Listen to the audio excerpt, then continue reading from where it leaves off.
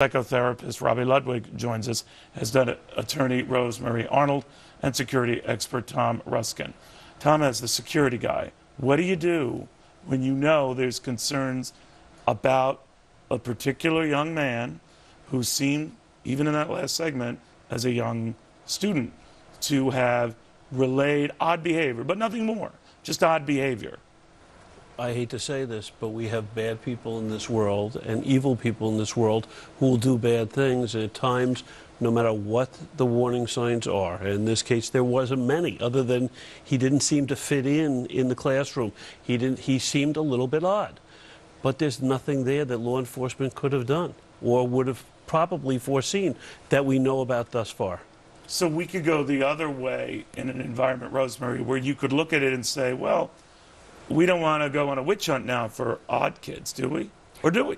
Well, you not only don't you want to, but you can't go on a witch hunt for odd kids, because even in order to get him involuntary outpatient treatment, which has been suggested, you would have to go to court and get a court order and get a judge to say, yes, you're going to now force this person to take medication and to see a therapist. But in this particular case, who would have done that? It isn't that he went and threatened anybody in advance, or that he was an active student in a school where his teachers could have said, okay, this child is very disturbed and he's making threats and we're afraid of him. He didn't make any threats. If anything, the last guy said he seemed to be more the potential subject of bullying, even though he was not. Exactly. So, Doctor, to your point now then, what are we obligated to do? It sounds like the system there did as much as it could be required to do, from psychologists to bringing, you know, this introverted nature of his to the mom's attention. Is there a failure and then send it to the next level, or what? Well, it sounds like when he was in school, something about the school structure was healing and keeping him together. And now he's a kid who's in his 20s. He's living in his mother's home. He isn't working. So there's a disability there. You have an intelligent child who's isolating. And this is where we really need to lift the stigma of mental health issues and encourage families who are worried about their children, even if they are adults, and direct them to the appropriate places to get help. Because we can't always predict violent behavior, and we do live in an unpredictable world. But if we do encourage families to not handle things alone and to reach out to people in the community who can help, perhaps things like this would be less likely to happen. You know, Tommy, you think about it, he was out of this school a while. He was 20 years old and was a teenager when he was there. Nevertheless, I mean, a lot of people holding the school, you should have done more, should have noticed more. But what is the limit? How do you handle it? If you find someone who you have kids and you know they're friends, who you're just not quite sure about, I'm sure their friends might say the same about your kids, where do you draw the line? You draw the line at what's legal. I mean, to Robbie's point and to Rosemary's point, you have to act within the law from a law enforcement standpoint. You can't exceed that.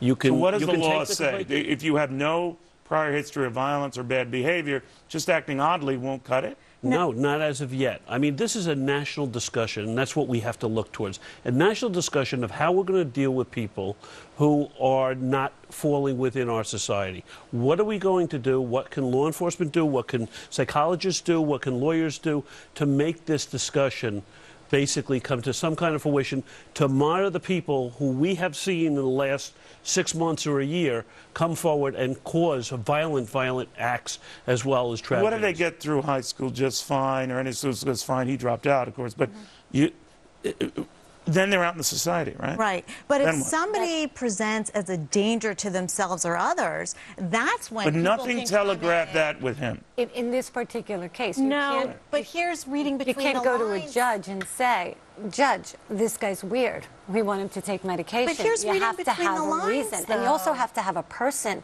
who's going to do that. In this case, from what we know, he stayed in his house, and his mother was his person. His mother is the one that's teaching him how to use these guns. Exactly. She's not going to say, okay, my son is disturbed, let's give him medication. But she should be. Sure. But she should be. Absolutely. She should be able to say, my son, I'm really struggling here. I didn't hear that. And also, if the only time her son was feeling good in society and strong and virile, which is how all young boys and men want to feel anyway, is when she's teaching him how to use guns, she's training him to be a killer. And we may not want to Well, say we that. also don't know what was happening privately in that house as of yet. The forensics of the hard drive may tell us a lot more of what was happening. We know that she was talking, or the talk is that she was looking for a school or some place to send him. Why?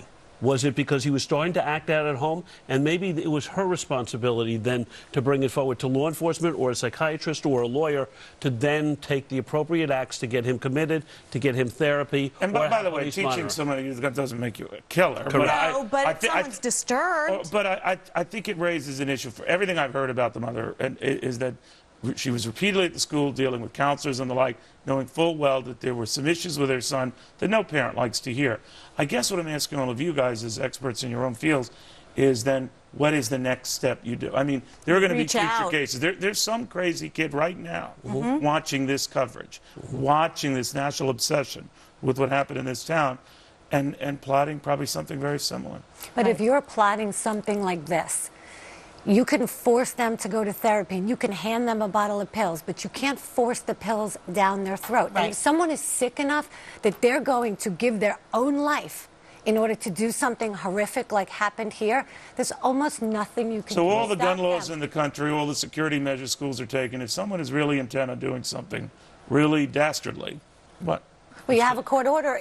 Somebody's going to violate a court order if they're really intent on doing this, and they're willing to give their It life. potentially could happen. But if that is happening, and if someone's out there and someone knows about it, they should then call law enforcement, because then law enforcement and lawyers and psychiatrists can do something for that individual and potentially stop a Denver, Aurora, Colorado, or a Connecticut incident from happening. Maybe we have things in our community so we make it possible for young men to feel good about themselves without needing to go on a spree-killing rage. You know, and what that is, we need to really look at our society, and I think we don't know the answer Well, yet. the victims' parents, particularly of these children, they're past their grief. They're enraged and probably looking for someone to blame. Right. Who? You know, certain That's times really there's tough. no one to blame. Sometimes, as we talk about, you go to Norway, you go to the guy who went over the island and shot up the island, killing all those young people. Right. Sometimes there's just no explanation. Sometimes evil does happen and tragedies do happen without any. And, you know, we want to find an answer. Sometimes there is no answer. But we need to do better, because we need to find out what is causing this trend, and the truth is we don't know yet, so we need to find out. Yeah, we do. Thank you, guys. In the meantime,